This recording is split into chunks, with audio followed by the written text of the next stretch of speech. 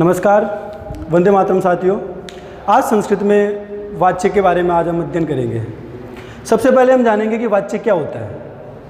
वाच्य जिसको हम अंग्रेजी में पैसिव वॉइस के नाम से जानते हैं और संस्कृत और हिंदी में वाच्य के नाम से जाना जाता है।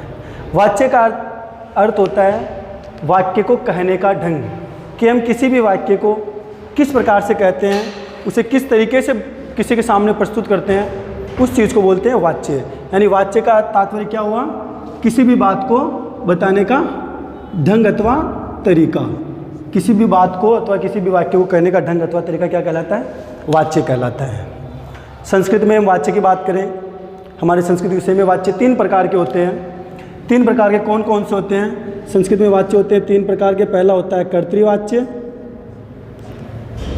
दूसरा होता है कर्मवाच्य और तीसरा होता है भाववाच्य। कर्तृ, कर्म और भाववाच्य। अब इनके बारे में विस्तार पूर्वक अध्ययन करना है कि कर्तृवाच्य क्या होता है, कर्मवाच्य क्या होता है, भाववाच्य क्या होता है।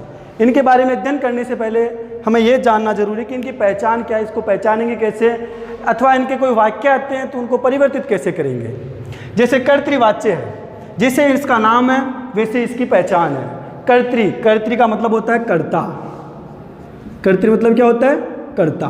यानी ऐसा वाक्य जिसमें कर्ता प्रधान हो, उसकी क्रिया हो, उस वाक्य की क्रिया कर्ता के आधार पर चल रही हो, वो वाक्य कर्तृवाच्य कहलाता है। और जो क्रिया होने वाली है वो क्रिया किसके आधार पर होगी? कर्ता के आधार पर। कर्ता के आधार पर क्या होगी इसकी? कर्ता के आधार पर इसकी क्रिया होगी। और एक पहचान हो रही है इसकी कि यह जो वाच्य होता है सकर्मक और अकर्मक दोनों प्रकार की धातुओं में होता है। सकर्मक और अकर्मक दोनों प्रकार की धातुओं में यह वाच्य होता है। सकर्मक से क्या तात्पर्य है? सकर्मक से तात्पर्य है कि कर्म के साथ, कर्म के साथ। और अकर्म से क्या तात्पर्य है? अकर्म का तात्पर्य है कर्म के बिना, कर्म के बिना। यानी जिसमें कर्म उपस्थित है वह वाक्य होते हैं सकर्मक वाक्य, और जिन वाक्यों में कर्म अनुपस्थित है वो होते हैं अकर्मक वाक्य। और जो कर्तृवाच्य जो होता है वह ऐसे वाक्यों में होता है जो सकर्मक हो और अकर्मक हो, यानी दोनों प्रकार के वाक्यों में कर्तृवाच्य होता है। और कर्तृवाच्य में क्या होता है? कर्ता प्रधान होता है। और एक और अन्य पहचान इसकी ये होती है कि कर्तृवाच्य में कर्ता हमेशा प्रथमा विभक्ति का ही होता है। कर्तृवाच्य में, पहले कर्तृवाच्य पढ़ रहे हैं, कर्तृवाच्य में कर्ता हमेशा कौन सी विभक्ति का होता है? प्रथमा विभक्ति का। प्रथमा विभक्ति एक वचन, द्विवचन अथवा बहुवचन में से कोई सा भी हो सकता है, लेकिन कर्ता हमेशा प्रथमा विभक्ति का ही होगा। और कर्तृवाच्य में सकर्मक और अकर्मक दोनों धातुएं आती है, यानी कि उसमें कर्म, उस वाक्य में कर्म भी हो सकता है और कर्म के बिना भी वाक्य हो सकता है। तो अगर उस वाक्य में कर्म है तो कर्म हमेशा कौन सी विभक्ति का होगा? द्वितीय विभक्ति का। कर्म हमेशा द्वितीय विभक्ति का होगा। और उसकी जो क्रिया है, कर्तृवाच्य में जो क्रिया है वो क्रिया किसके आधार पर चलेगी? क्रिया चलेगी कर्ता के अनुसार। इस प्रकार कर्तृवाच्य के वाक्य बनाए जाते हैं। कर्तृवाच्य को सबसे पहले पहचानना है। कर्तृवाच्य क्या होता है? कर्तृवाच्य में कर्ता प्रधान होता है, और कर्ता प्रधान होता है तो कर्ता कौन सी विभक्ति का होगा? कर्ता प्रथमा विभक्ति का होगा। अगर वह सकर्मक वाक्य है तो उसमें कर्म द्वितीय विभक्ति का होगा और क्रिया कर्ता के अनुसार होगी। और अगर अकर्मक वाक्य है, अकर्मक वाक्य का मतलब है कि उसमें कर्म उपस्थित नहीं होगा, तो सीधा कर्ता और क्रिया दोनों ही चीज़ें होगी और क्रिया कर्ता के अनुसार होगी। कैसे होगी इसका हम उदाहरण के द्वारा देखते हैं। जैसे उदाहरण है, राम पुस्तक पढ़ता है। राम पुस्तक पढ़ता है, एक वाक्य है। दूसरा वाक्य है, राम पढ़ता है। राम पुस्तक पढ़ता है और राम पढ़ता है, 2 वाक्य है। अब इसमें अपने को सबसे पहले पता होना चाहिए कि प्रत्येक वाक्य में 3 चीज़ें होती है, कर्ता, कर्म और क्रिया। अब राम इस कार्य को करने वाला है, तो राम क्या हुआ इसका कर्ता। राम क्या क्रिया कर रहा है, राम पढ़ने की क्रिया कर रहा है, तो ये क्या पढ़ना क्या हुआ क्रिया। अब कर्ता जिस चीज पर क्रिया करता है उसे क्या कहते हैं, कर्म कहते हैं। राम पढ़ने का काम कर रहा है, किस चीज पे कर रहा है, पुस्तक पे, तो पुस्तक इसका क्या हुआ कर्म। यानी इस वाक्य में कर्म उपस्थित है, इस वाक्य में कर्म उपस्थित है, तो यह कैसा वाक्य हुआ, सकर्मक वाक्य हुआ। यह कैसा वाक्य है, सकर्मक वाक्य है। अगला नीचे एक दूसरा उदाहरण देखा हो, राम पढ़ता है, राम करता है, वो क्या क्रिया कर रहा है, पढ़ने की क्रिया कर रहा है, वह पढ़ता है। लेकिन क्या चीज़ पढ़ रहा है, राम किस चीज़ पे क्रिया कर रहा है, ये से कोई वस्तु नहीं है, यानी कि ये इसमें कर्म उपस्थित नहीं है, तो ये कैसा वाक्य हुआ, अकर्मक वाक्य। अब इसका संस्कृत में बनाना है, तो कैसे बनाएंगे, कर्ता कौन सी विभक्ति का होगा, प्रथमा विभक्ति का। राम शब्द की प्रथमा विभक्ति एक वचन राम है।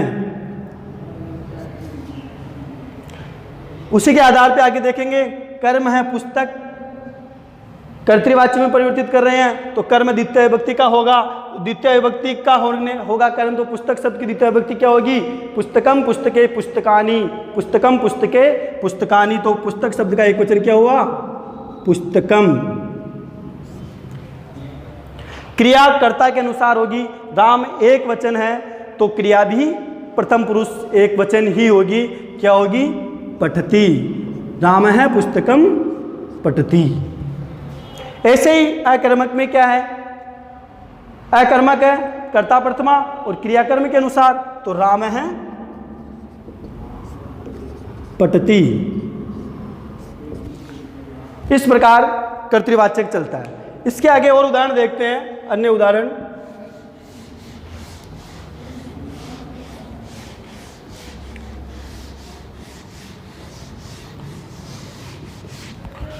और अन्य उदाहरण देखते हैं, सीता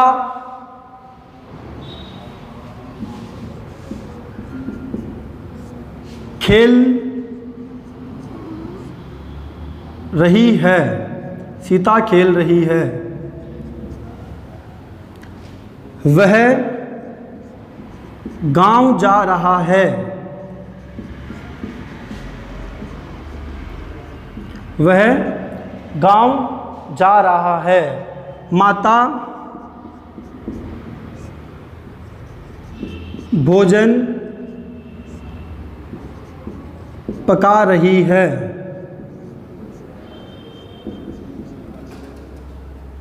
वह कथा सुनता है या सुन रहा है, वह कथा सुनता है। और अन्य उदाहरण है इसके। अब इनको संस्कृत में परिवर्तित करना है। कर्तृवाच्य है तो कर्ता कौन सी विभक्ति का होगा, कर्ता प्रथमा विभक्ति का, कर्म द्वितीय विभक्ति का, और क्रिया किसके अनुसार होगी, क्रिया होगी कर्ता के अनुसार, क्रियाकर्ता के अनुसार होगी। तो इस आधार पे इनको परिवर्तित करते हैं, इनका चला बनाते हैं कि सीता खेल रही है। कर्ता कौन इस वाक्य में, सीता। खेलने का कार्य कौन कर रहा है, सीता कर रही है। और सीता क्या कर रही है, खेल रही है। लेकिन क्या खेल रही है, इसके बारे में कोई संसाधन उपलब्ध नहीं है। यानी कि सीता केवल खेल रही है, लेकिन क्या खेल रही है ये पता नहीं है, तो इसमें कर्म नहीं है। सीता केवल करता है और वह क्रिया कर रही है। क्या क्रिया कर रही है, खेलने की क्रिया कर रही है। तो सीता खेल रही है। सीता, सीता शब्द की प्रथमा विभक्ति आएगा सीता। सीता शब्द की प्रथमा विभक्ति क्या होगा, सीता ही होगा। सीता शब्द की प्रथमा विभक्ति होगी सीता।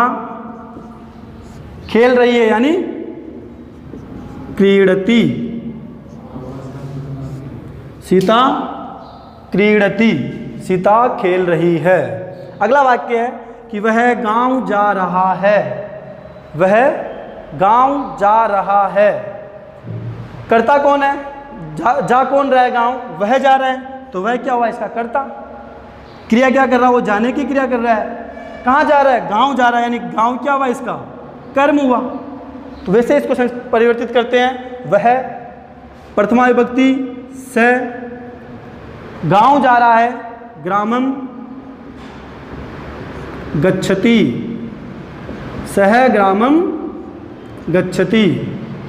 अगला उदाहरण देखते हैं। माता भोजन पका रही है, करता हुआ माता क्रिया कर रही हो पकाने की, क्या बना रही है, भोजन, इसका कर्म हुआ।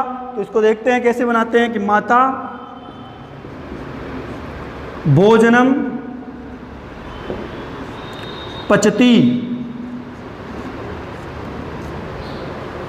अगला उदाहरण है, वह कथा सुनता है, करता कौन हुआ, वह, तो स, कथा शब्द आकारांत शब्द है, तो द्वितीय विभक्ति क्या होगा, कथाम।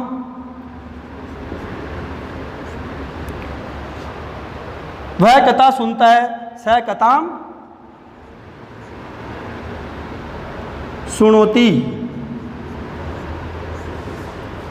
इस प्रकार कर्तृवाच्य होता है।